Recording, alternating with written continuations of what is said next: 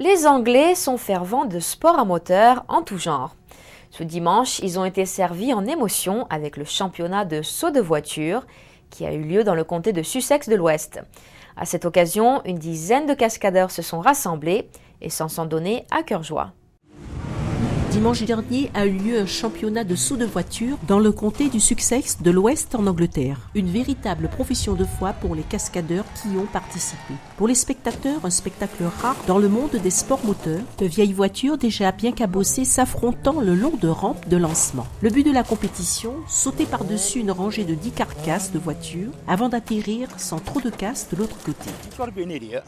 Il faut vraiment être idiot pour faire ça, ou alors ne pas connaître la peur. Après, c'est juste une question de chance. Tout dépend de l'inclinaison de la voiture, de l'accélération que vous lui donnez. Il existe une technique, mais seuls quelques conducteurs la connaissent. Les autres, ils viennent ici en tant que cascadeurs.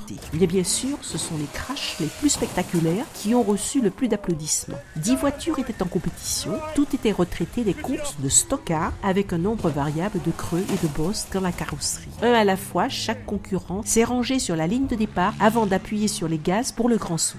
Chaque essai était jugé sur la hauteur, les applaudissements de la foule et la plus grande distance. Seuls quelques-uns ont réussi à passer par-dessus les 10 voitures. C'est John Harbour, âgé de 31 ans, qui est reparti avec le titre. Ce mécanicien de Cronway, dans le Success, a réussi à survoler toutes les voitures avec classe. Il participe aux courses de stock-car depuis 6 ans. Il s'est inscrit à ce championnat à la dernière minute et était donc fier de pouvoir repartir avec le trophée.